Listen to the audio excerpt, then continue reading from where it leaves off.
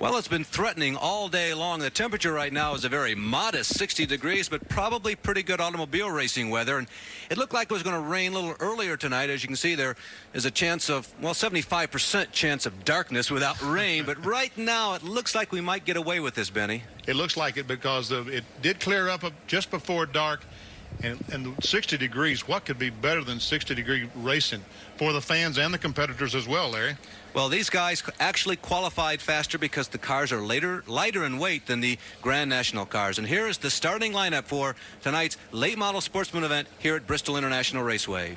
In row number 1, Ron Bouchard and Brad Teague, as Jack just told you. A couple of drivers who have come from different worlds. In row 2, Joe Ruttman, Grand National driver, and Brett, not Jeff, Bodine, a late model sportsman man. In row number 3 on the inside, Larry Pollard, a rookie in this type of racing this year, and Rick Mast, the man who has a fistful of second places. In row number 4, Mike Porter, kind of a robust guy, and on the outside, another late model sportsman regular, Kenny Burks. In row number 5, the Iron Man Jack Ingram. He won last week at Milwaukee, and his points rival on the outside, Jimmy Hensley. In row number 6, from the ASA ranks, driving a V6, Butch Miller. And on the outside, another regular down here in the south, Bob Shreves. Row number 7 on the inside, a late model sportsman veteran, Tommy Houston, and Ed Barrier, a man who has graduated from other types of racing. In row number 8, Jimmy Lawson from Virginia, and Dave Marcus from North Carolina. Row number 9, Charlie Luck and Larry Pearson, David's son. In row number 10, from hometown here, right close by in Newport, Tennessee, L.D. Ottinger and Ronnie Silver on the outside. Row number 11, Dale Jarrett and Robert Ingram Jr. In row number 12, out of Pennsylvania originally, Joe Kelly and Jeff Hensley. In row 13, that's 25th and 26th position, Rodney Howard and Dickie Linville. And in row 14, brother John Linville and Bosco Lowe. In row number 15, Larry Utzman from the famous Utzman racing family and Joe Thurman, and all by himself in row number 16, Eddie Falk. In just a couple of flicks of the eye here, we will hear the command for "Gentlemen, start your engines." And that will be at the courtesy of the public address announcer here tonight, Eli Gold. Well, it's about that time, ladies and gentlemen, and for the words we've been waiting for, the 1979 late model sportsman national champion, Gene Glover. Gentlemen, start your engines.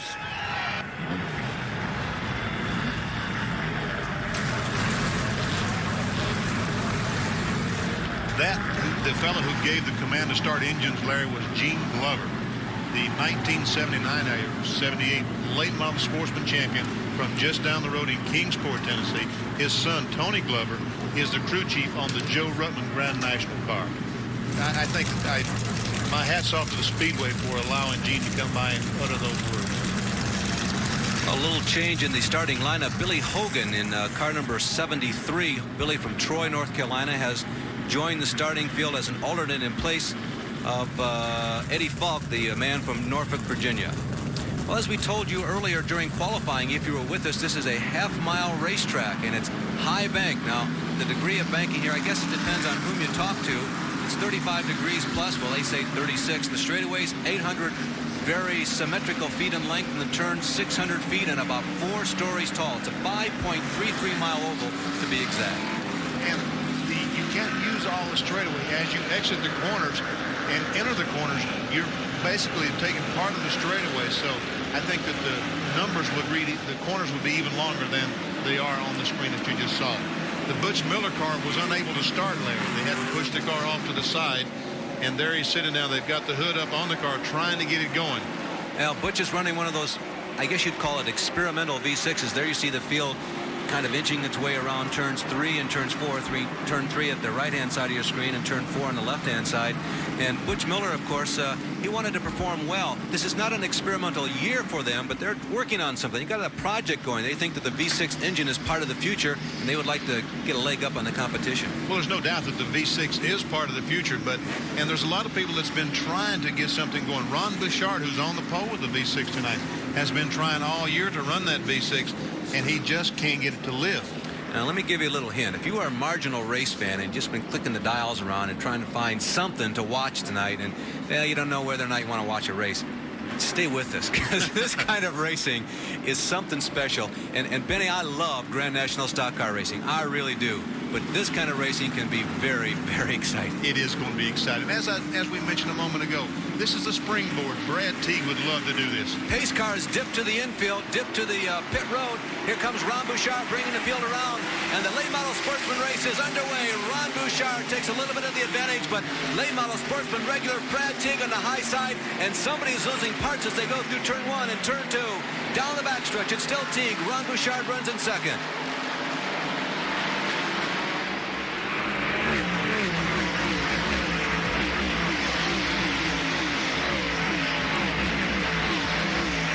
These cars may be lighter in weight than Grand National stock cars, but I'll tell you, when 30 plus of them thunder into life, they don't sound like they're lighter in weight, Benny. No, they sound just as ferocious as the Grand National cars. And Brad Teague really got a good jump on the start of this race. Well, I just can't tell you, and somebody has met with the outside Armco, and it's Joe Thurman, a former national champion, yellow flag coming out, and that gives you an idea of how quickly things can happen on this racetrack. There you see Thurman, the man from Rocky Mount, North Carolina, coasting into the pit area, and it may look like a relatively minor incident, but there is probably a lot of structural damage underneath that race car. He got both wheels when he just made a slight mistake and got out of control in turns 3 and 4. It looks like something happened to the right rear. The way that the quarter panel is rolled under behind the right rear tire, it looks as though he might have blew that tire, and a piece of the rubber came up and knocked the quarter panel up.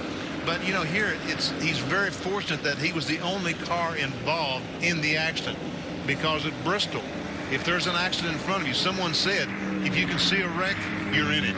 Absolutely. We only completed 2 laps under green, so this is kind of a premature break that all of them didn't really expect, but maybe a welcome one. The tension of the beginning of the race is over. We'll be back with the restart of this race after these words.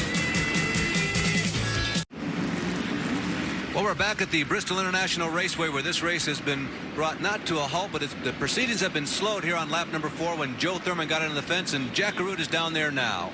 And Joe Thurman has had a tough night tonight. Only 2 laps. Joe, what happened to the race car? Well, it was going down the backstretch, and something in the steering sector broke. We had a rush job getting the car ready to go at the last minute, and I just didn't get a time to check everything out, but luckily nobody was hurt, and I didn't cause anybody else any problems. Well, he'll watch the rest of this race from the sidelines, but we're back to green right now. Brad Teague bringing the field around very slowly, but when the green flag flickered, Mr. Teague was ready to go. Now, he has not won a race in 1985. We saw him perform very well on ESPN earlier this year, and I guarantee you, this is no fake. He is a threat to win. He is a threat to win. Ron Bouchard is having trouble on the restarts on the start of the race. I really don't know what the problem is, but he hasn't gotten a good start either time. I can't express to you how quickly things happen on a high-banked half-mile racetrack. All of a sudden, you turn around and 2 laps have gone by. Things go by very quickly. We are already into lap number 7 of this race, and they are just sailing around. It will be a 200-lap, 100-mile race. Now, depending on whether or not the caution flags flutter on a regular basis during this race, they might, but I doubt it, they might be able to go the distance on 1 load of fuel. But, Benny, I anticipate more cautions. There would probably be some caution flags, and if they do, I think these drivers will go in and change some tires. Now, Ron Bouchard has gotten his car going right now. He's up challenging Brad Teague for the lead. Ron Bouchard is moving in, and boy, is he bottoming out as he goes into those corners.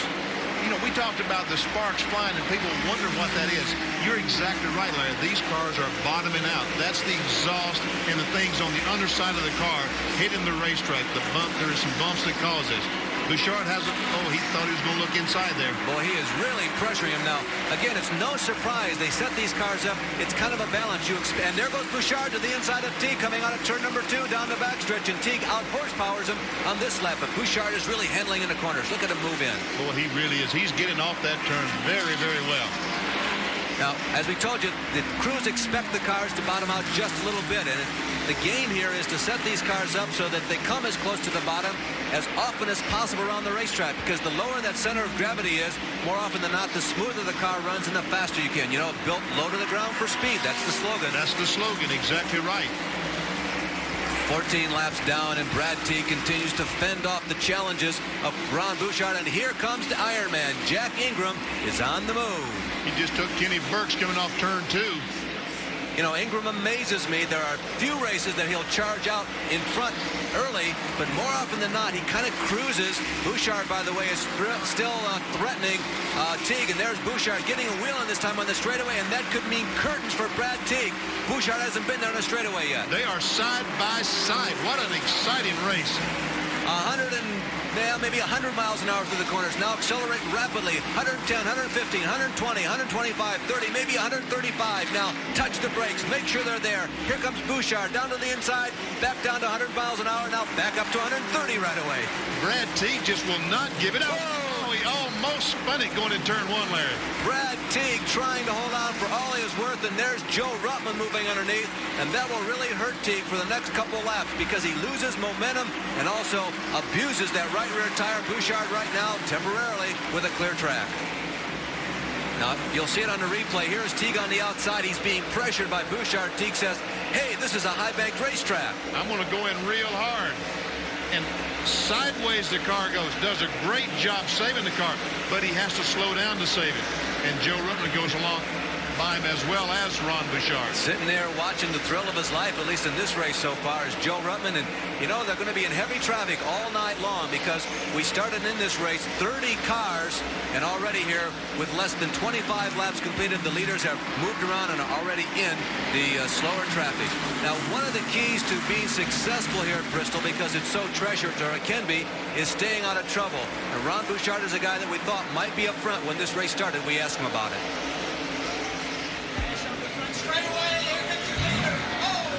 Oh, wow. Wow.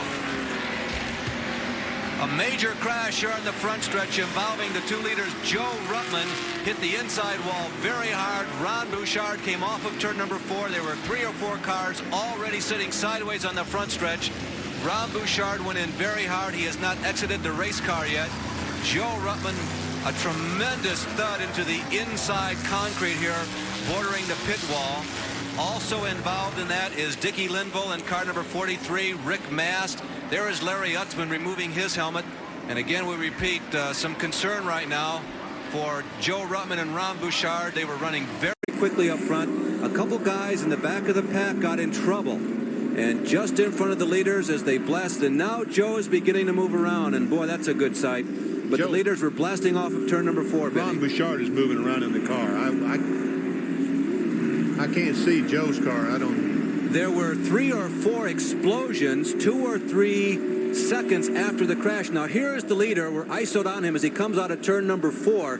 Now the accident has already taken place in front of him. Brown is looking for a place to go. The track is blocked, so he puts it into a slide. You can see him crashing into Linville there. There's Joe Ruttman bouncing off the number 62 car of John Linville and drilling the inside cement. Some tense moments. Rick Mast comes in there. Rick collides with Brett Bodine. So 4 or 5 of the top drivers who expected to dominate this race have been eliminated in a spectacular early race crash. There it is again. There is a good shot of the accident happening, and Joe Ruttman really nailed John Linville down on the inside. Jackie Root has something from the pits. Well, we're looking at the accident from this view, gentlemen. It looks like all of the drivers, with the exception of Joe Ruttman, have exited their machines. But Ruttman was moving around, and now he is out and talking to the crew. So it looks like it's some good news. We're going to try and get caught up with Ronnie Bouchard, who's working his way back to his pit area to find out exactly what happened. We've caught up with Ronnie. If we can get him to come back over the wall here. Ronnie! Ronnie! Well, you can say that he's talking to Robert G., that's also the crew chief and the car owner on Brett Bodine's car who was involved. We'll get more from Bouchard as quick as we can. We'll come back to you. Well, some very tense moments and an example of what can happen on a high-banked, half-mile paved racetrack. Everything is sailing along very smoothly, and then suddenly, like a bolt of lightning, major problems on the front stretch.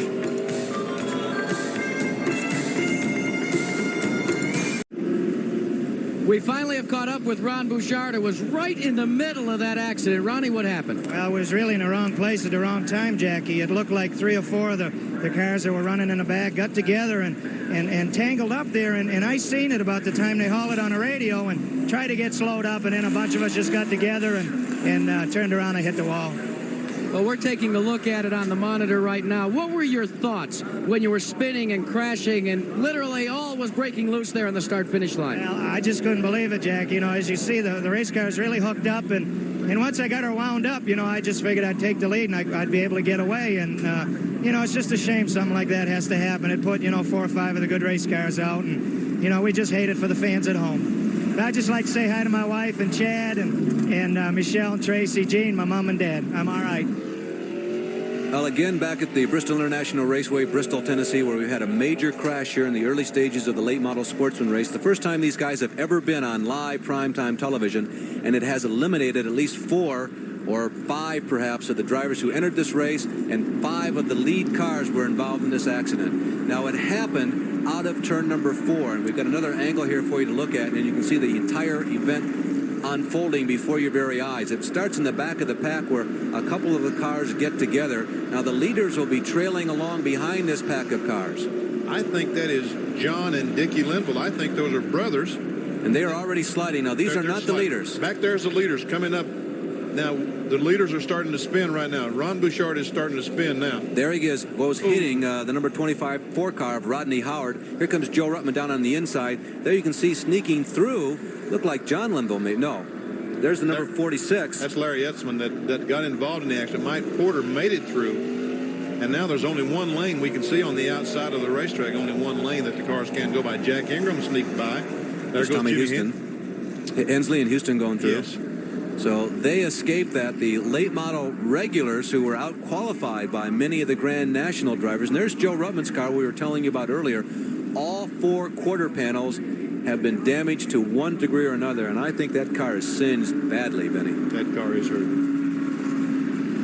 Well, so Joe Ruttman and Ron Bouchard, 2 of the more severe cars in terms of injuries to the race car, damage to the machine in that one, but no injuries to drivers. Now, we had an opportunity earlier tonight to talk to Brett Bodine in one of the caution breaks. We're going to bring him to you, but things happened so quickly we couldn't get back to it. So, Brent, this is Larry up on ESPN. You were almost involved in that incident. That was a real close one. I got to thank the guys on the crew. They came on the radio and told me that wreck was in front of them, and I got off the brakes and on the brakes over the 4th turn, and that saved me. You know, Brent, I saw you stop, and you were right in the middle of all those spinning and smoking race cars, but I see no damage in the front end. I think you missed them completely. Yeah, the only thing that happened to me, Larry, was I got just tapped in the back end by somebody. I thought it would be safer to get over there. I wasn't quite sure where Rodney Bouchard's car was going to end up, so I just kind of pulled over there to the inside and hoped nobody hit me. Well, more often than not, the place to be here at Bristol is up front, but being in the middle of the pack really paid off this time, didn't it? Yeah, that's what the guys that lead the race right now, they were all the ones in the middle of the pack and knocked all us front runners here to the back or out of the race, so we got our work cut out for us to get back to the front. Well, Brett, I think it's between you now and the regular LMS drivers. Who do you think will be your toughest competition? Well, I look at Jack Ingram, and I think Rick Mast is running real well. You know, it's a little early for me to tell. I haven't run with many of them. I only ran with Bouchard and Ruttman, and we're just going to have to measure them out and see what happens. Do you know whether or not you lost a lap in that inferno? No, we didn't lose a lap. We just lost positions. That's all, Larry. Brett, thank you very much, and good luck for the rest of this race. Hopefully it'll be smoother. Hopefully. Thank you, Larry. So we're still under caution flag here at the Bristol International Raceway. They're cleaning up the debris. You can see all the quick dry in the front stretch, a lot of radiator, and even some fuel, I believe, on the front stretch, Benny. Yes, I saw some gasoline down there a moment ago, and we're very, very fortunate that they didn't get a spark to ignite that fuel, because I saw lots of it on the straightaway a moment ago. Well, all the cars have been removed. There you see Brad Teague, who led the early stages of this race. We believe he's still on the lead lap with the leaders, but only time will tell. Hopefully we'll be going green without incident in just a few moments here on ESPN. Well, one of the stories we've been watching is this one, Brad Teague in the red and blue number 75. Remember, he led the first couple laps. He's been in and out of the pits every lap of this caution flag. They're performing repairs, and we believe that he's been able to remain on the lead lap with your lead car, Larry Pollard. Jack? That's precisely the reason why he's coming in and out of the pits, to stay on the lead lap. He's got severe body damage in the back of the car. They've had to take tie wraps, plastic tie wraps, and hold the bumper up. But he's got another major problem, and that's discomfort in the shoulder harness. The last time, and Teague is back onto the pits once again. The last time he came in, they were trying to fix his shoulder harness because he was complaining that it was cutting into his side, into his collarbone. They dive to the back again to make sure that everything's secure. You can see where the bumper has been tie wrapped. They're using bungee cords, duct tape like Band-Aids. It's all being used here, hopefully to keep Brad Teague in this race and keep him on the lead lap. This is quick work, gentlemen, down in the pits. Well, there was a race last week on the mile dirt track in Springfield, Illinois. Bobby Jacks had a crash in qualifying, put duct tape on his race car. It looked kind of like that. You know, he finished second that race, so maybe that bodes well for Brad. Well, maybe it does. And I tell you what, Brad Teague is going to take everything in the world for him to quit this race because, you know, this is called the Tri-Cities, the Pontiac Dealers Tri-Cities 200. The Tri-Cities is Bristol, Kingsport, and Johnson City, Tennessee. And Brad Teague is from Johnson City. He's only down the road about 30 miles. All of his friends are here watching this race. He isn't going to quit until they make him quit. Well, Brad Teague continues to duck in and out of the pit area. Hard work going on. I guarantee you this is probably the hardest that they will work all night long. What do you think, Jack? Well, they're hard-pressed. They want to keep working because another thing that they've done is they wanted to win here so badly that they dropped off the Busch Late Model Sportsman Tour for 2 races. It was very important for them to show well here, so they figured, let's get out of the hunt, the weekly running back and forth, and we'll just concentrate on Bristol, and they've done that for the last 2 weeks. So that's the story. Brad Teague continues to work here. We're under caution here in the Tri-Cities Pontiac 200 at Bristol. Now, most of the moisture on the track has got quick dry laid down on top of it at this point. And we'll be back with some more action from Bristol International Raceway after this. Only 35 of 200 laps have been completed here in Bristol, Tennessee. We had a major crash in the front stretch, and the last 15 or so laps have been run under caution. There you see the top 6 on your screen. A couple of regulars, Jack Ingram and Jimmy Hensley, already showing into the top 6. Now, officially at this point, we have 6 cars out of the race. Bouchard, Ruttman, Rodney Howard, Dickey and John Linville, and Larry Utzman. And luckily we can say that all those cars were eliminated because of the accident, but all the drivers are no problem. There's no injuries at all in any of the drivers. It was a tremendously hard collision here on the front stretch as car after car slammed into it, almost like a freeway chain reaction crash. There's just nowhere to go when you're blasting off a corner, and you can't see real well. When you're in a turn here, all you see is pavement. No, that's all you can see because the bank is so high, Larry, that when you try to look ahead, all you can see is the roof of the automobile because the car is in such an angle that you see the roof of the car. And you have to come exit the turn and get on the straightaway before you can really get any visibility in front of the car. And the accident was just off the corner. So as they exited the corner, there the accident was in front of them. They reacted. They tried to stop. We saw Ron Bouchard. He tried to stop, but the car spun. He spun in the accident. Joe Ruttman tried to drive under the accident and almost had it cleared. But one of the cars rolled down, caught him in the rear. He comes around and hits another car head on. And the other cars, the racetrack starts getting blocked. They can't possibly stop. They come off the corner at 100 miles an hour. They can't stop in just a matter of 50 feet. Into the accident they go. Well, one of the cars that was eliminated in this was a car that I was looking forward to see again, and that was the V6 powered car that Ron Bouchard ran. And it's a shame that they're not having an opportunity tonight to experiment with that car. They were taken off the racetrack for something other than engine problems. That's exactly right. I would love to see that car one time run 200 laps because when it does, that means that in 1988 or 1989, when Grand National Racing has to go to a V6, then we'll have something to go with. Well, we had those 6 cars that were eliminated in the crash, and a couple of others have been ducking in and out of the pits. The car number 3 of Mike Porter has lost 6 laps, so there's a lot of scrambling going on right now. And as Jack told you earlier, some of the people are still trying to repair their cars that were damaged in that crash. There you see the 6 cars that were eliminated in the crash, and plus Joe Thurman, who hit the guardrail on his own in about the lap 3 or 4 of this race. But Ruttman, Bouchard, the 2 Linvilles, Howard, and Utzman, as we told you earlier, those involved in the accident. Well, we're scheduled to go 200 laps here, and right now what's going on is they're doing some track maintenance. It's almost like being on a dirt racetrack, Benny. Normally you don't have to do this much work on a paved racetrack, but when you get as much liquid on a speedway, you got to clean it up before you can go on. Now, as we mentioned to you, one of the cars that was eliminated in that accident was the 6-cylinder race car of Ron Bouchard, the V6 race car of Bouchard. And we had hoped that perhaps that car would run well which would give us an opportunity to talk to the crew to find out exactly what was going on underneath the engine compartment all race long, but that's not going to happen. We may be within one lap from restarting this race. The word is beginning to buzz around the NASCAR radios. They are monitoring the situation of the racetrack very carefully. NASCAR officials remain on the front stretch. Benny? This car that we're seeing on the screen now is Larry Pollard.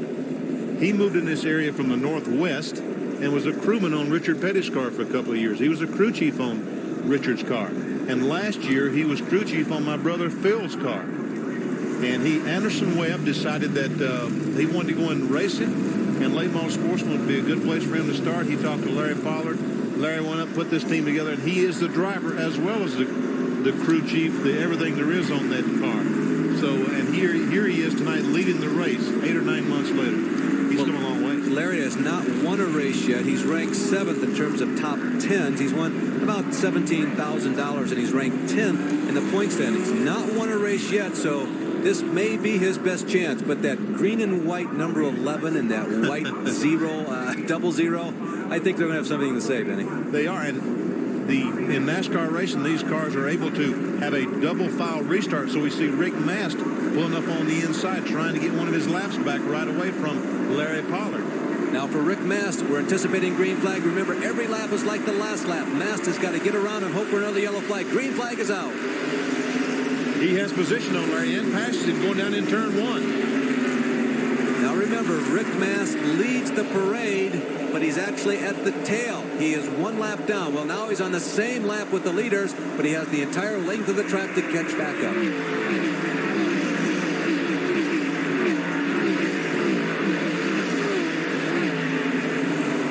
Now, the red car, which we did not anticipate in any way, shape, or form, that's a guy you've raced against a number of times. That's Marcus. Dave Marcus, and he runs very well at this racetrack. And he tried to get underneath Larry Pollard coming off turn 4. Dave Marcus, who is at best a sometimes competitor in late model sportsman racing. He certainly has not won a race so far in 1985. As a matter of fact, it's been a long time. We'll check our stats. He may not have ever won a late model sportsman race, Benny. I don't know if he's won a NASCAR late model sportsman race or not. Several races up in the Midwest. But he's trying to get by Larry Pollard. He wants to lead this thing. Now you got to be they got together in turn 4. I was about to say, you got to be very careful because, again, even though it looks almost poetic on the screen, things are happening so quickly when you're in the cockpit. And one little touch in a corner, and you both can be up against the cement. Exactly right. He tries him underneath going in turn 3. I think he's going to get him this time. Marcus moves Pollard up one lane as they come around turn number 3 and 4. Marcus seems to be handling a little better than Pollard. Let's see if he gets him this time. Yes, he darts underneath, and Dave Marcus takes over the lead. Rick Mast, by the way, has opened up about a football field advantage over this trio now. There are 3 people running up front, and Mast is hoping for a yellow flag. That's L.D. Ottinger from down in Newport, Tennessee, the 3rd car. Extremely good runner. He's a late model sportsman champion several years ago, and he's going to try Larry Pollard going down the back straightaway now. Well, L.D. won the late model title back in 1975 and 1976, and then he went into semi-retirement. It was never really announced. And then he came out last year because he said the division had improved to the point where he wanted to go racing again. That's L.D. Ottinger, the guy running in that orange car, 3rd in line right now. Well, in 1975, when L.D. was running for the championship, he had to run 80 or 90 races a year. Now they only run about 30, 35 races, a schedule very similar to Grand National racing. So it is much easier today than it was 10 years ago.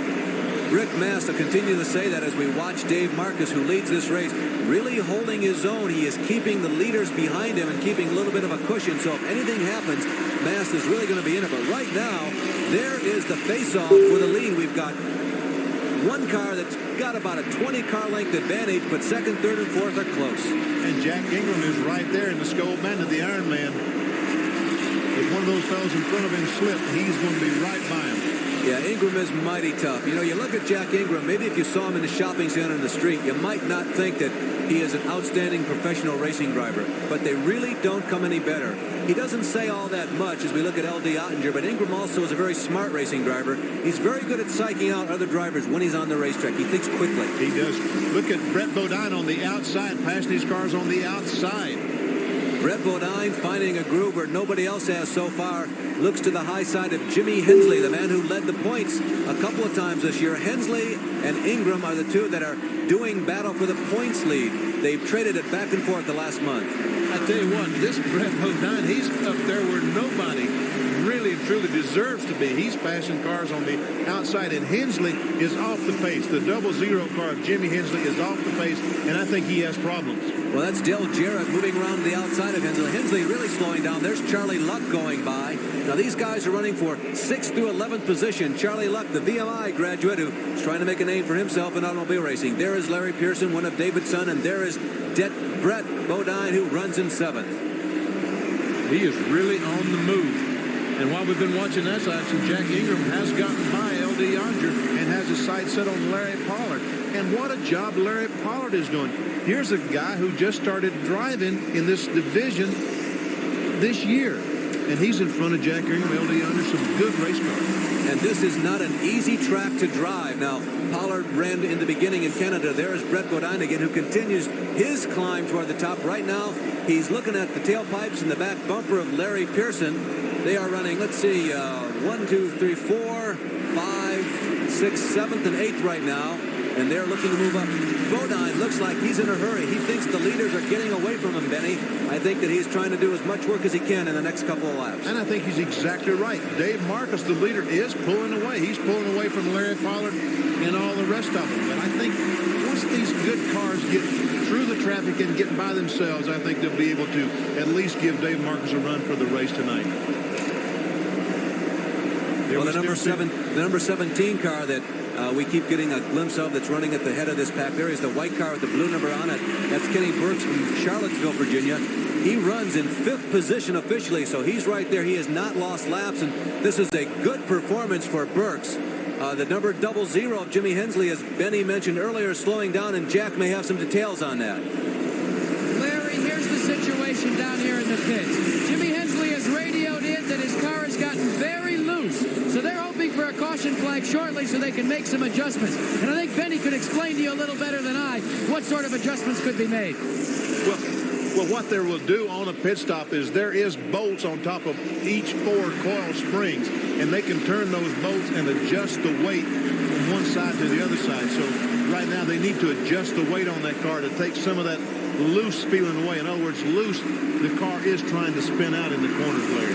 If the car goes in the corner and it just slips, the rear end keeps slipping. In racing terminology, that's what we call loose. Well, obviously, there are a lot of decisions that you have to make that are permanent. Once you make the decision before you go to the racetrack or go on to start the race, you can't change them. But tightening up a car or tires, those are a couple of decisions, a couple of changes of mind that you can make. And right now, he's the 00 Jimmy Hensley is going to simply stay out there and ride it out until he gets a caution flag and is able to go in and adjust the car then. Okay, Brett Bodine got by Larry Pearson. He's passed him. He's behind Kenny Burks right now. He is definitely on the move. Yeah, Bodine's been in traffic, and it's so difficult to get around and get a clear track at a racetrack like this because, as we told you before, it's really so short and happens so quickly. 17, 16 seconds a lap. That's a lap that goes by, and a lot of racetracks, that's just going through one corner. But here, it happens so quick, it makes it difficult to pass. Now, Bodine is running right now in 6th position. Burks is in 5th. The 4th running car of L.D. Ottinger is about a straightaway ahead. Jack Ingram continues to run in 3rd. They're chasing Larry Pollard. And I got to tell you, Benny, the big surprise that I have in this race is Marcus. Marcus is pulling away. He has about a 3-second lead over 2nd, 3rd, and 4th, but he hasn't caught Mast yet. No, he hasn't. And, you know, Dave Marcus was a late-minute replacement in that car. He was not scheduled to drive that car when it And Mast is in trouble coming off of turn 2. Rick Mast has gone into a long slide. Difficult to tell that if a tire went down or what. He's not lost that lap that he's worked so hard. Yes, he has. Marcus has gone by. And the caution that he needed so badly, he caused it. Oh, it's a big disappointment for Rick Mast, the man who has so many second-place finishes this year, including last week at Milwaukee when he banged fenders with Jack Ingram coming off of the 4th turn. They went at it head-to-head for the checker. Yes, we see him. He just simply, as we early on, we watched the Brad T car get a little bit loose going in turn 1. It looks like the same thing happened to Rick Mast. He's lucky that the car didn't slide up the racetrack more, or However, he's very fortunate that Dave Marcus was able to slow down enough to get underneath it. And the other thing that happened, the tail end didn't come around. He almost spun out, but it saved itself at the very last moment. So even though he went down or went back down that lap, he hasn't lost a tremendous amount of distance on the racetrack. Jack Ingram coming in, Benny. Yes, he's changing right side tires. In late model sportsman racing, they're only able to use the one wrench. We see the fellow taking the lug nuts off the right front. Now he'll put that tire back on, tighten those lug nuts, then go back and tighten the rear. And you cannot change 4 under a yellow flag either. Jack? There's a new variance here that was just dispensed during the drivers' meeting as it applied to whether you could put tires on during a caution. In late model sportsman competition, you're supposed to undergo a 2-lap penalty if you change any tires during a caution period. But what has happened is because of this racetrack and just how tenacious it can be and how it can eat up tires, they've waived it. They've allowed them to change 1 tire on each wheel during a caution before the 150 lap mark. Now what that means for Jack Ingram, however, is it looks like he may very well change 2. He's only got 2 left for the rest of the race that he can change under caution. Well, Jack Ingram is a crafty old veteran. I've seen so many of these late model sportsman races where you think, this cannot be Ingram's day. This can't possibly be it. He futzes around in the early stages of the race and changes this and changes that and runs 10th. But in the end, somehow he's always there. Well, Jack Ingram realizes there is 130 laps to go in this race, that it isn't over. And meanwhile, Rick Masters is going to try to get his lap back on Dave Marcus one more time.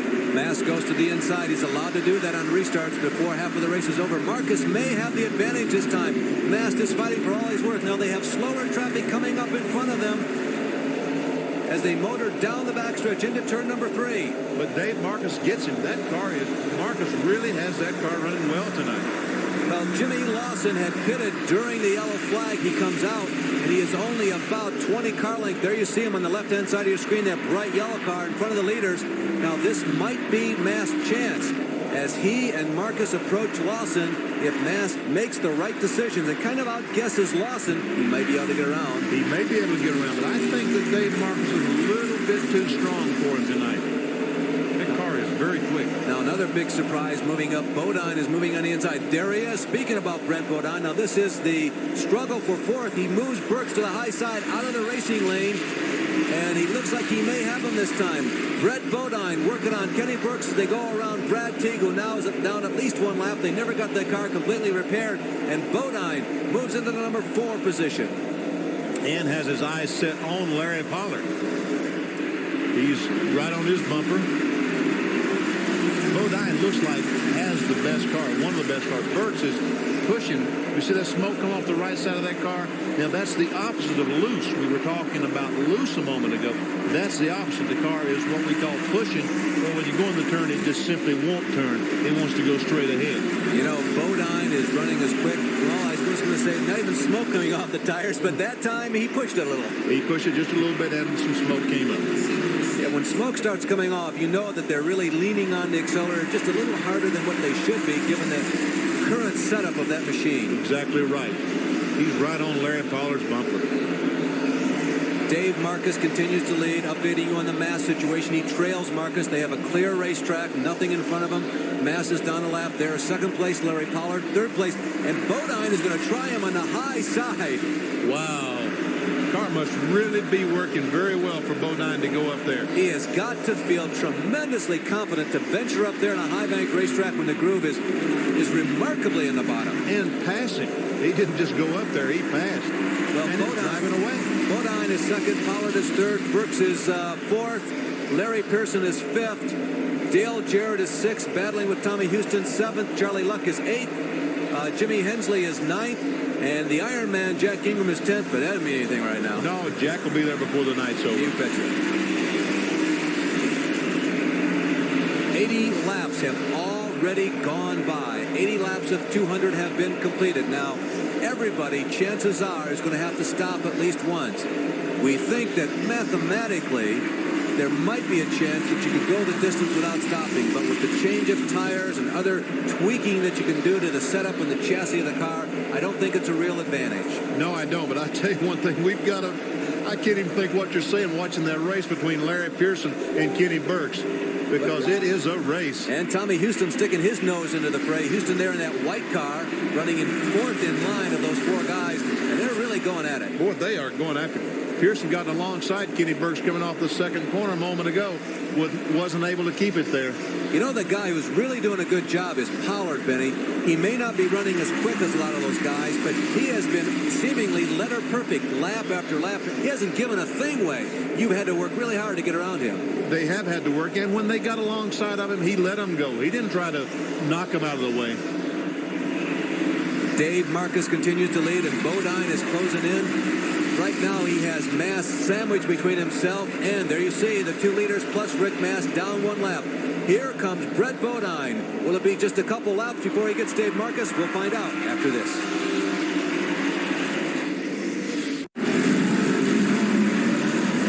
Another heavy-duty crash in turn number one while we were away involving Brad Teague, who went into the outside retaining wall very hard. There you see the number 32 of Dale Jarrett. He was also involved, as was Larry Pearson. But without a doubt, Teague. Now watch for the red and blue car. It looks like a tire going down, Benny.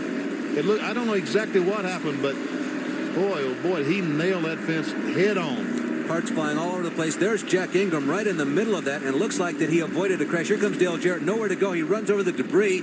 I heard a tire explode, so I think that's all that happened with Jarrett. Yes, that's exactly right.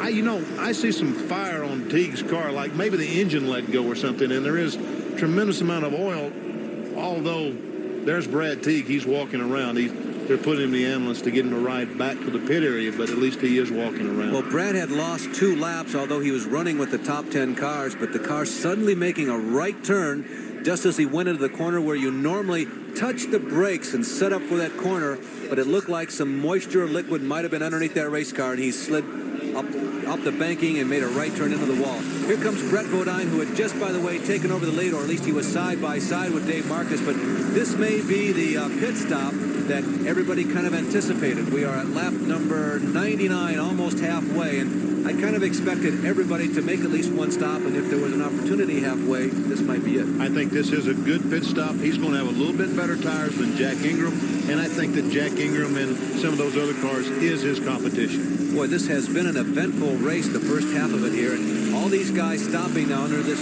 yellow flag. All the leaders are in. This is the great equalizer. Who knows who will be the leader when this series of pit stops is over? Everybody is coming in, and everybody anticipates that this will be the last time. Although, if we have 2 more caution flags in the second 100 laps, you just never know. Back at Bristol International Raceway again, we have been slowed by a heavy-duty crash in turn 1. I know, it looks to me like that possibly those 2 cars got together.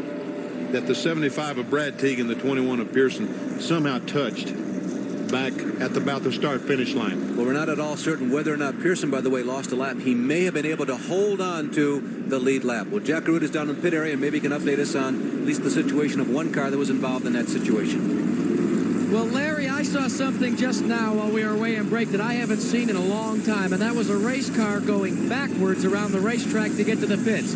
That was the mode and method of transportation for Dale Jarrett, because the entire right side, right front and right rear tires were flat, and he couldn't steer. And if you take a good look at the tire here that they're bringing up over the wall, you can see just how tough it was to go around Bristol International Raceway with that Goodyear tire on your wheel.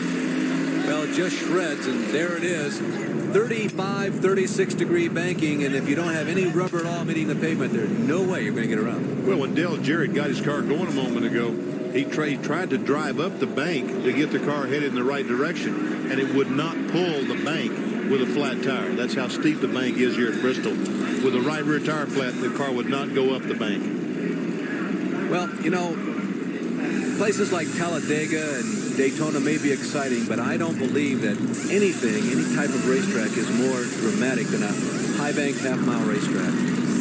Well, earlier tonight we saw the V6 at least start this race out and perform very well. So we had an opportunity to take a look at the V6 that Ron Bouchard's racing this week.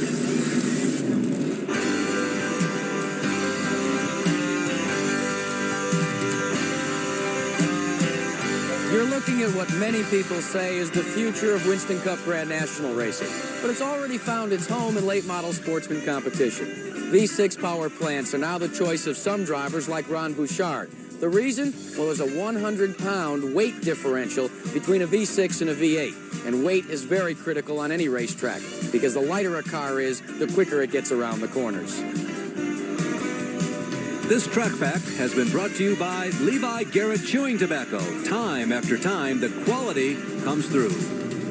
Well, we anticipate going back to green flag within the next 5 or 6 laps here at the Bristol International Raceway. And if the next 100 laps is this exciting, I don't know if I can stand it. Brad Teague has finally made his way to pit road, and we're going to have a look at your accident here, Brad, if you take a look at the monitor. Describe what happened. Well, there's a pretty good crowd of us, sir, and I think we was 3 abreast, and Pearson was on the outside of me, and I was about a half car length ahead of me, and I figured he'd let me go, but he tried to kind of chop me off just a little bit, and there's 3 of us there, and there just wasn't enough room. So that's the end of the night for Brad Teague. A tough break, but we're back to green flag racing. Thank you, Brad. The end of the night and the start of a new lease on life in this race for the Ironman Jack Ingram. We told you about 10 green flag laps ago and about 15 caution laps that second half of the race, we guarantee you the number 11 is going to be there. And guess what? There's that green and white car. There he is right there. But the Brett Bodine and Dave Marcus cars both pitted for tires, and they had to go to the back of the field when they pulled out of the pits. Jack Ingram stopped the last caution flag, so he's in front right now. But Bodine and Dave Marcus both have better tires on their car than Jack does, so it's still going to be very interesting. Well, the guys running up front, our initial information is that everybody is on the lead lap with the exception of Rick Mast, who is in 12th position. He is 1 lap down. He is 4th in line behind those 3 leaders. Behind Ingram is the number 08 car. That's Busch Miller. He must have got his car started. He sure did, and I don't know where Miller came from because I thought he might have lost a lap at the beginning of the race. They had so much trouble getting that car to fire off. It's another V6, Benny, but Miller now holding his own, and there is Bodine in 3rd position, and Bodine is putting the heat right now on the number 08 of Busch Miller. And here's Jack. Larry, you were talking about Busch Miller. He did not lose a lap, but he came very close. They removed the air cleaner from the car during the final caution lap before the start of the race. He was at full song going down the backstretch when the lead duo took the green flag at the start-finish line. So he's passed the most cars tonight. Well, Miller just got passed by Bodine, running in 4th position right now. Let's see, there's Bodine. Jack Ingram is leading the race. Bodine and Miller is 3rd. 4th is Pollard. 5th is Luck. Brooks is in 6th position. L.D. Ottinger is 7th. Tommy Houston is in there. Then Jimmy Hensley and Marcus. Marcus is kind of quiet after this yellow flag. Dave Marcus has a problem. I really don't know what the problem is, but he has not been able to get the car back up to speed since this caution flag. He's slowly drifting on back. Well, this sets up the potential of a very interesting battle. You got something else on Marcus? I think it looks like he's got a flat tire. Well, there's 4th and 5th, Larry Pollard and Charlie Luck, 2 guys who have never victored here in the late model sportsman racing. 2 of the guys who are regulars on the late model sportsman trail. They try to make as many races as they possibly can, particularly Pollard. He's one of the few guys, I believe, who has run every one of the 18 races scheduled that have been run so far. 15 this year. I was looking earlier today. He has competed in 15 of the 18. And there's Charlie Luck, the former VMI cadet, who has decided to commit full-time to automobile racing, and he runs selective races, but as many of the races that he can on the late model sportsman trail. He's alongside Larry Pollard coming off turn 2. Boy, they are now in heavy traffic again. 4th and 5th, remember, Pollard and Luck. Ingram continues to lead. Bodine, by the way, is right on his back bumper, and Miller is right there. It's 1, 2, 3 for the lead, and they're lapping. They've got Robert Ingram Jr. in front of them down in Virginia Beach, and he's holding them up just enough that we're liable to see them 3 abreast here in a moment. 111 laps complete. Remember, 200 to go. Now, how's Bodine going to play this? Ingram gives him some move on the outside, but that's because Ingram's trying to set, and Ingram takes Bodine to the wall. There's 2 Ingrams there. We're talking about Jack Ingram right now. The red car in front is Robert Ingram. No relation, at least no direct relation, and Robert Ingram Jr. in that orange and white car, red, orange, and white car. And here's Bodine once again trying the outside. This time, Jack Ingram doesn't have enough room to take Bodine up. They're going to be side by side down the backstretch. I think Bodine's got the advantage. But Robert Ingram moved up the racetrack and blocked Bodine. Now Ingram tries to get underneath coming off turn 4. almost lost the car. Oh, tense moment. Wow. Tense moment. Robert Ingram Jr. trying to get out of trouble. And Bodine, my Miller got fired. Oh, there was not enough room to get through there. We established that. Brett really gave it a shot. Oh, my goodness. 3 abreast now. Oh, me. I don't know that My heart can't take much of this, folks. I don't know that experience or lack of experience made a difference there. Brett Bodine tried to make the only move he could. Benny, you called it. Well, Jack Ingram moves alongside Robert Ingram and moves him up the racetrack. Bodine, he slows down in front of Bodine. He started to go underneath him, but Miller was there covering the spot. And Brett Bodine simply backed off, and it's a good thing he did. Well, the black flag has come out, apparently, for Robert Ingram Jr., and I don't know the exact reason why, because you don't black flag somebody when they're trying to hold their position. We almost had an accident. And we're going to change a leader. The V6, Busch Miller, the ASA driver, has taken the lead. Bodine is on the outside of Ingram, and Bodine has moved in the second spot. Jack Ingram has been out-snookered at his own game. Well, that time, Jack Ingram had to get out of the throttle because they could not fit 3 abreast. Oh. As we told you earlier, it bears worth repeating. Things happen like lightning on this high-bank, half-mile paved racetrack in Bristol, Tennessee. What a story. Busch Miller, who couldn't even fire that car up before we went green, is now... Trouble in turn 3. Looks like Burks. Kenny Burks, who was running in the top 5, has skidded up and hit the outside retaining wall. I think that Ottinger was involved, so if that's the case, Burks and Ottinger were running for position in this race. Looked like an orange car that was on the inside of Kenny. It was L.D. Ottinger. He started to pass Burks going in turn 3, and they just touched on him, and both Burks went up and backed the car into the outside retaining wall. We'll be able to see the damage on the rear of the car as it goes down the front straightaway. But I don't believe Ottinger went all the way around. Well, Kenny Burks, there you see him moving down, trying to preserve a lap. He goes to the inside of the leader, Busch Miller. Busch Miller leads this race. Now, Kenny Burks qualified well up into the top 10. There you see him going down the backstretch, Benny, and on the inside is Ottinger. He comes down on him. He comes down on him, yes. Ottinger had the position on him, and Kenny Burks just didn't know he was there. Moved down on the racetrack. They touched, and around they went. Well, 120 laps have been officially completed, 80 laps to go, and there is Mr. Burks coming to a stop in the pit area. The window net is coming down. Here's a mid-race recap for you. At 100 laps, we had race for 52 minutes. Now, the average speed was only 60 miles per hour because we had those 2 major crashes. There had been 5 different leaders, 4 lead changes, there had been 4 caution flags, and 2 of them were major. And as you can see, 39 total laps were run under caution flag. Among the leaders, of course, Jack Ingram, who had led this race. Here are the people who are out of the race. Joe Thurman dropped out very early. The first major crash on the front stretch, Joe Ruttman, Ron Bouchard, and John Linville were 3 of the 6 drivers eliminated there. The other 3 were Dickie Linville, Rodney Howard, Larry Utzman, and then Brad Teague after, about lap 100 when he lost control going into turn number 1. Now, the top 10 changed dramatically after the last series of pit stops. As a matter of fact, they're still changing.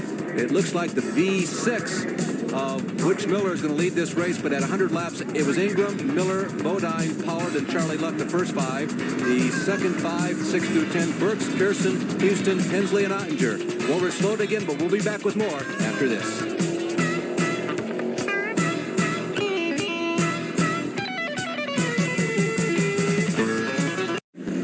Well, we told you that Jack Ingram was the most recent leader of this race. Here are some of the other leaders. Brad Teague, who took the lead at the drop of the green flag, but it certainly was not meant to be his night.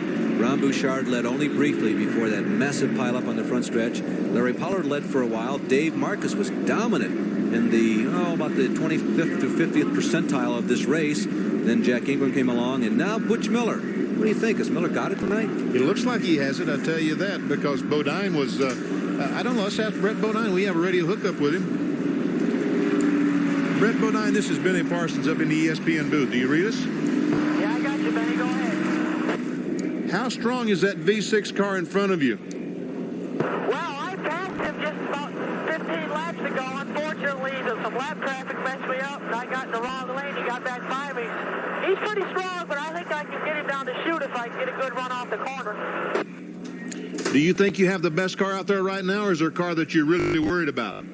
Well, I passed just about everything out here so far, so I think we got a pretty good shot at it. I'll tell you, you know yourself, this lap traffic out here is really hectic, and you really got to be on your toes. That was a kind of an anxious moment coming off turn 2 a moment ago when you got 3 abreast, wasn't it? Yeah, it sure was. Nobody wanted to give me any racing room up there on the high side. It was real close there for a second. So you did all you could do, hit the brakes. Exactly. That was a defensive move, you might say. Well, we're going to give you a timely move award for that tonight, Brett. Good luck the rest of the way. Thank you, Benny. Dave Marcus was among the drivers who looked dominant in this race, and Jack Arut's there. Dave Marcus came out of the car for what was not a problem mechanically. Well, Jackie, the car's running well, and it's a nice race car. The boys got a good race car. You know, and I'm out there risking my life driving as hard as I can trying to win a race. I come in for a pit stop, which should have been routine. It was under a caution. Lots of time to do it. We don't have no air wrenches. We don't have people to change a tire, and you cannot win a race that way. So I went back on the racetrack with a right rear tire that I got cut by some stuff on the racetrack, and, you know, it went flat. I thought maybe we could catch a caution. We didn't. I came back in and got out of the race car. I'm here to win the race. And what did you say to the crew chief when you got out of the car, Dave? I just told him I'm parking it. I mean, I just ain't going to run it. In your career, have you ever quit a ride in the middle of a race before? Yes, I have. I pulled the SDP, Ray Nichols Engineering Plymouth, in the pits of Charlotte one day and quit because they wouldn't put tires on it. Well, that's the story from Dave Marcus, and you can tell that he wants to race to win. This is not yet Major League Racing, and a lot of these guys make a lot of sacrifices to run late model sportsmen, and some people just don't have the means financially, crew-wise, to do that type of thing, and it's one of the factors I think you have to deal with on a regular basis if you're going to run this semi-pro type of racing. Well, you know, we have professionals out there. We have fellows who do nothing but race for a living. Jack Ingram, Jimmy Hensley, those guys race for a living. But most of the cars out there have another job that support the race car. And that fellow who owns the car, Markerson, is probably one of those people who simply could not afford to buy air wrenches, impact the hoses, the regulators, the bottles, everything that goes with it. So he felt like, what the heck, 200 laps? I don't need to change tires anyway. Yeah. But to win the race, you've got to change tires. Well, let me contradict myself. I called this semi-pro racing. I think that's too unkind. It really isn't semi-pro racing. This is pro racing. It's just not on the same level as Grand Nationals financially. Well, the V6 of Butch Miller is leading this race. Brett Bodine has looked very fast, but there is Jack Ingram right there also. Who will it be? Make your call right after this. We have just gone back under green flag. Rick Mast in that two-tone blue car has moved back on the lead lap with that move. But Bodine gets by. Yep, he has a couple of tigers on his tail, doesn't he? He really does. But Bodine got by Butch Miller. That, you know, Ron Bouchard had trouble getting going with his V6, and now Butch Miller had trouble on the restart with his V6. Well, once they get sailing, they're very quick because of that weight advantage they get, particularly on the corners. But you heard Brent say, I think I can out-horsepower this guy, and he really did. Now what Mast wants is a caution right now so he can get around. Because if the caution does come out, he's able to make up that whole half mile that he's lacking. Okay, 130 laps down. Ingram has just moved into second. There is the leader on the right-hand side of the screen, Bodine, 1 lap down, but in 10th position is Rick Mast. Now, quickly, it's Bodine, Ingram, Miller, the top 3. Then Pollard, Luck, Larry Pearson, Hensley, Ottinger, and Tommy Houston. Those guys are on the lead lap. 9 cars, 10 if you count Rick Mast. But, boy, talk about being on a vulnerable bubble of the lead lap. He's only 1 car length away from being lapped. That's a fact. Brett Bodine, who, by the way, is on probation right now for rough driving. He was involved in an incident with Tommy Houston in Hickory, North Carolina a couple of weeks ago, and the rules makers have cracked down on him and put him on probation for unnecessary roughness, so to speak. Maybe that's one of the reasons he backed out of those situations a moment ago. He can't afford to hit anybody right now. You're absolutely right. Well, running in 4th position is Larry Pollard. And you talk about a guy who looks like he's been on rails. This guy has done a tremendous job, I suggest, all night long. Been in that dark maroon and purple numeral cream bottom number 98 right there in the front of the line. Pollard really gets kudos from me. He really has. He has. No, I haven't seen the car in one bit of trouble tonight. He just runs that line lap after lap. And when those guys get in position to pass him, he lets them go. And this is a tough place to be consistent on because so many factors change lap after lap. There are other people you're around lap traffic. We've seen on all these crashes a lot of debris spreads out over the racetrack. This is a tough place to be consistent at. It really is. And now that's an excellent 5-car race we're looking at right now. Tommy Houston's going to try it on the outside of L.D. Yonger coming off turn 4. A tire mark ends up on the outside of Archer's car. They got together just about the start-finish line. But Houston is still on the outside. 4th, 5th, 6th, 7th, and 8th. These guys are racing for position. And Houston gets by him on the outside. Good move for Tommy. Remember, this is a half-mile racetrack. It's high bank, but because of a lot of forces that play into it, centrifugal force and what have you, normally the best groove is on the bottom. If your car is handling, you can sneak underneath your adversary as you go around one of the corners like Houston's doing right now. Look at this move. Now he's got to move up. There's slower traffic. Jeff Hensley in front of him, and Houston finds the room. Really smooth, Benny. That was a great move. Great move on Tommy Houston's part. He's disposed of 2 of those guys in quick fashion.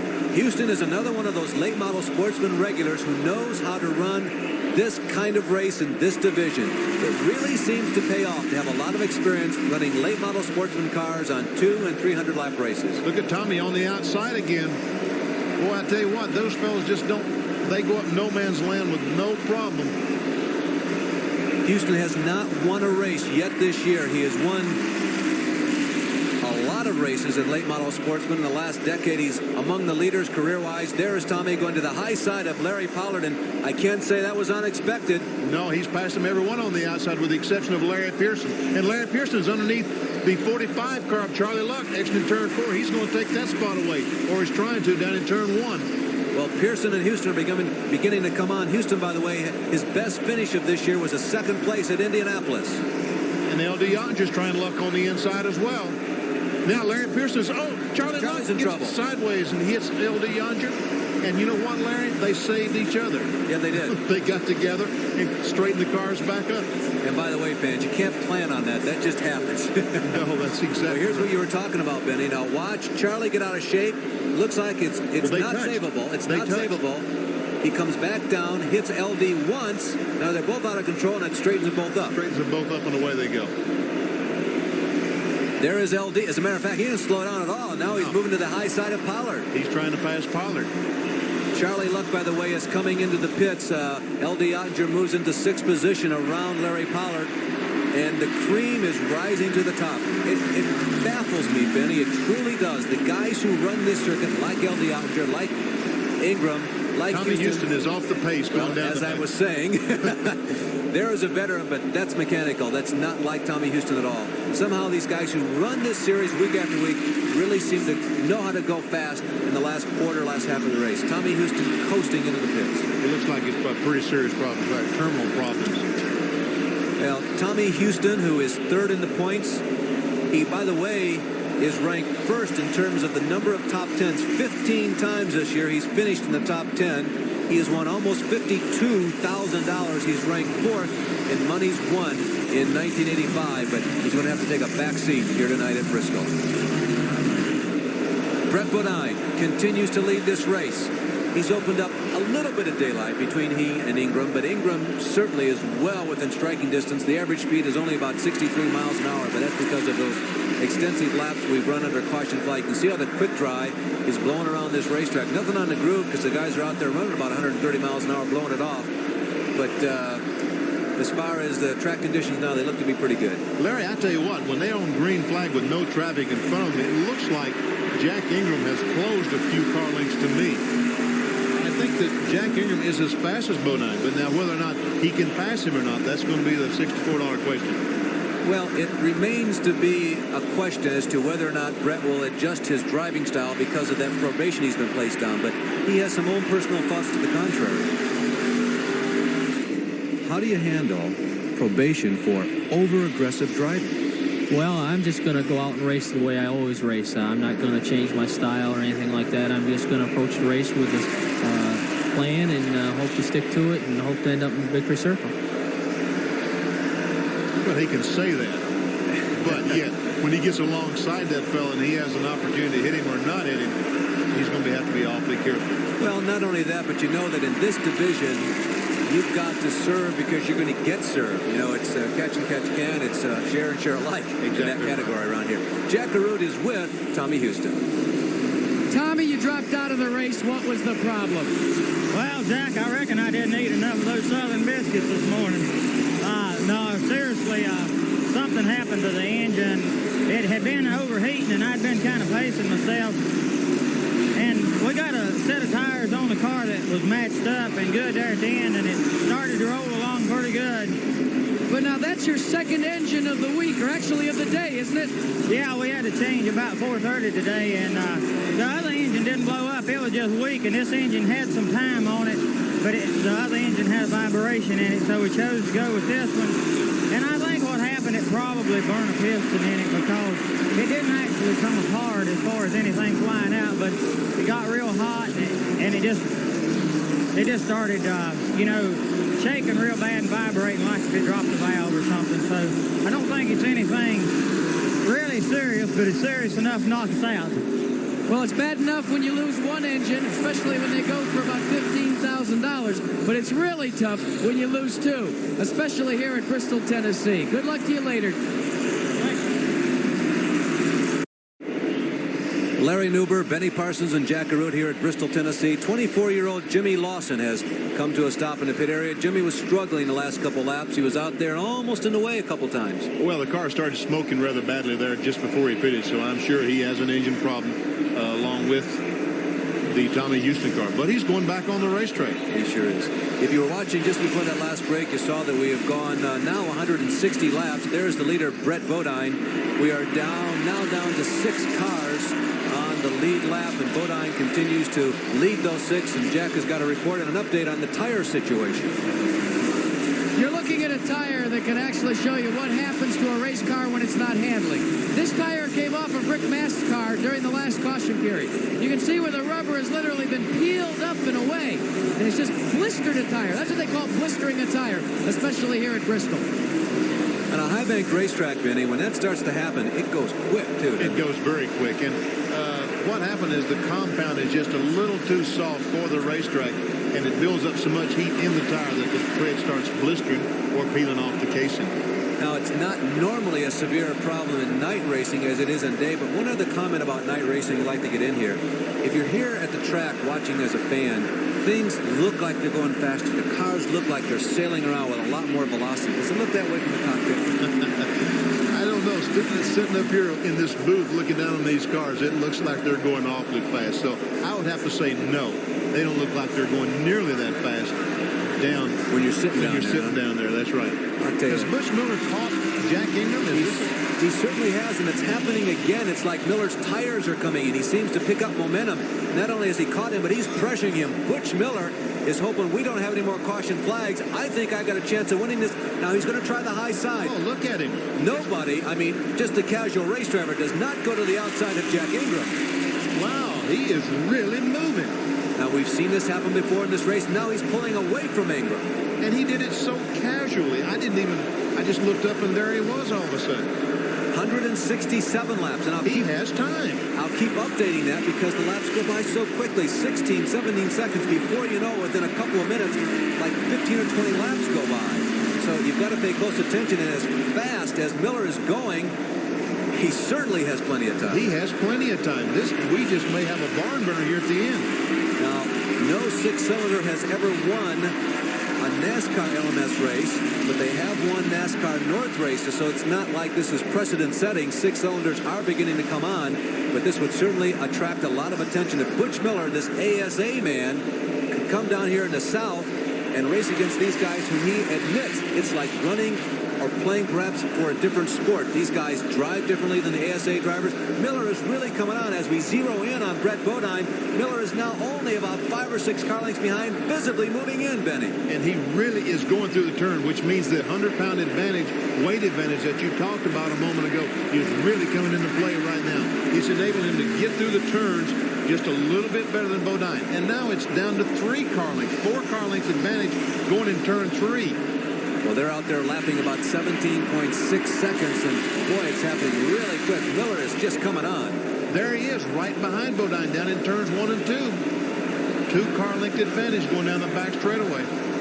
Butch Miller, he's won ASA races but never been close in winning a NASCAR late model sportsman race. We saw him on ESPN earlier this year, but the program never really got off the ground. He didn't even get out of the starting blocks, but he is more than out of the starting blocks tonight. He is racing in to the start-finish line. He's going after that ribbon. He wants to break it. He wants to get ahead of Brett Bodine.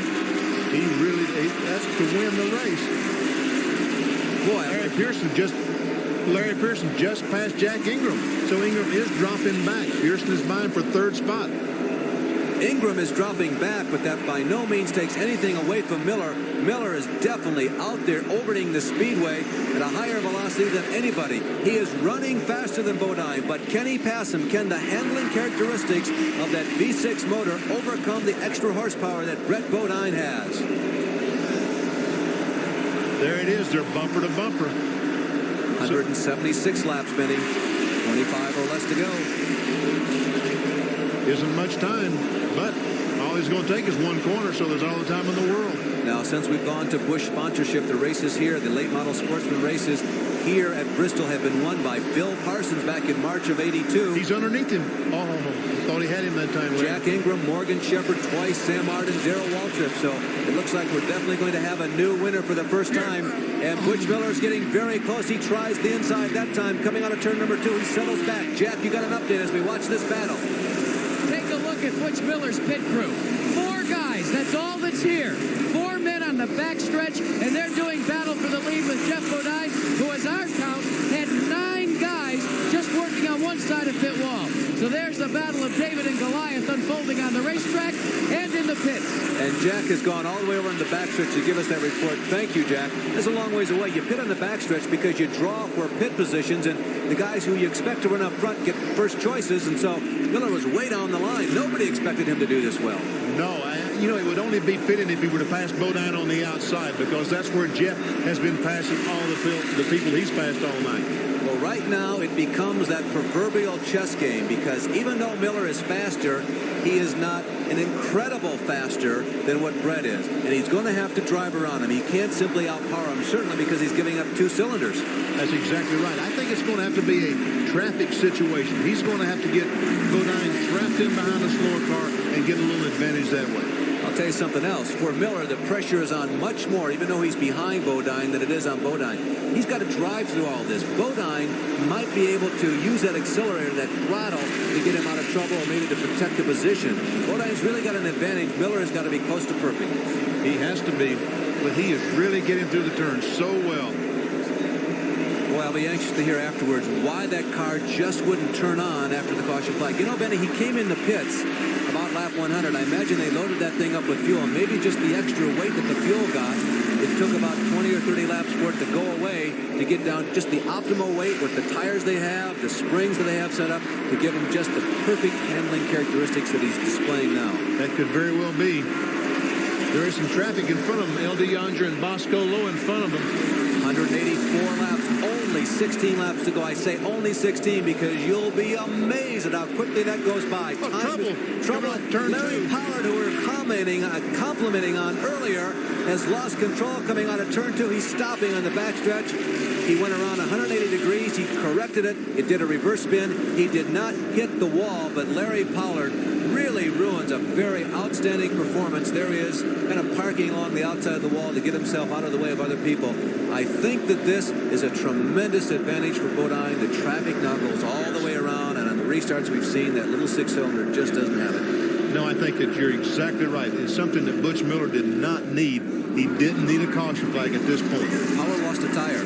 Yes, I saw the left rear. It wouldn't surprise me because he made no contact, and that perhaps is what put Larry into a spin, and not out of this race, but he's certainly losing valuable ground. Well, with only 14 laps to go, this is the last thing in the world that Butch Miller wanted, but this might be enough to provide a win for Brett Bodine. We'll see after these words.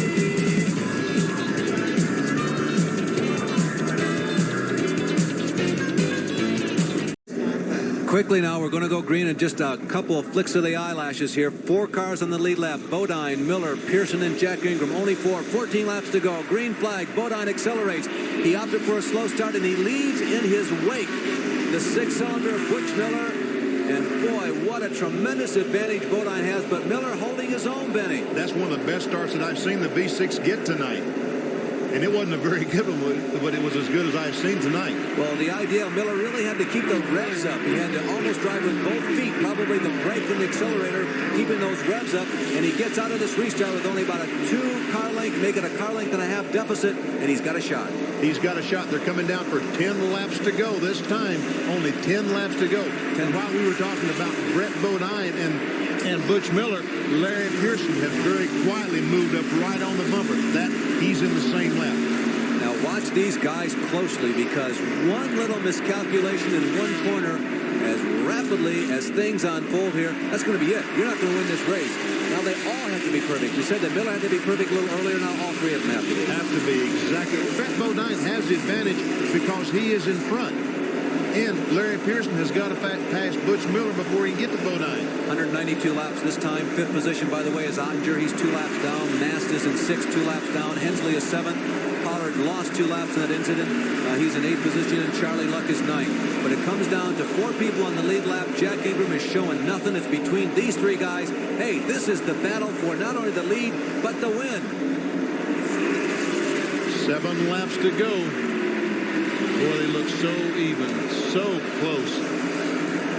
In 18, 19, 85 races, there have been 10 different winners. Brett Bodine has 1 victory. Miller has none. Larry Pearson has 2. So Miller is the only one in this trio who has not won so far this season. He just doesn't look like he's going to be able to get over the hump, Benny. He's given it quite a ride, but you can see that whenever Bodine presses that accelerator, the horses are there. I don't know. Miller seems to be exiting turn 2 and turn 4 very well. All he's got to do is get Bodine just to slip a little bit coming off the corner. Just a little bit. Now, we're pretty sure that there was a special ASA All-Pro race here a couple years ago that Butch Miller won. So he knows this racetrack. He may not have run that often with the LMS cars, but as far as Bristol goes, and of course a lot of the ASA racetrack are like this. Yes, Winchester, as we mentioned ago, Winchester, yep. Salem, racetracks a great deal like this. 3.5 laps to go. Absolutely. Boy, this is the kind, just want to sit back and watch it, Benny. Yes. Can Miller do it? Butch Miller in the white car is in the middle of the screen. 197 laps. Down. 197 and a half. Down. 2.5 to go.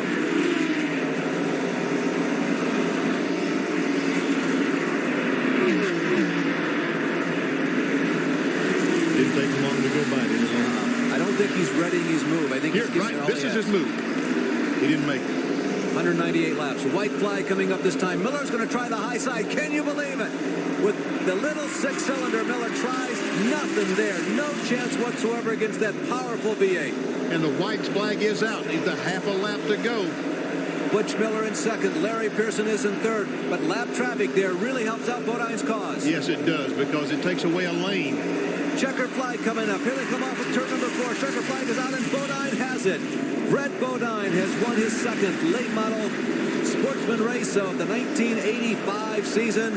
And there is Butch Miller pulling up alongside and waving the finger at Brett Bodine, saying, hey, I was close. It was a good race. Well, I think that's probably what he said, that you did a good job, because it was a good job.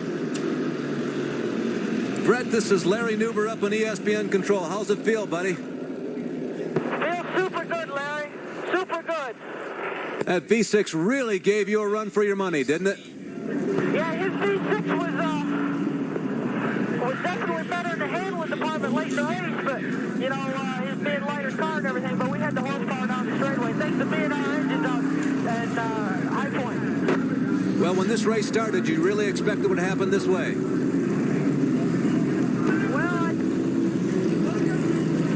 Brett right now is getting the congratulations of his crew. There's a lot of confusion down there with like 3 or 4 people trying to get inside the race car. Of course, the helmet comes off.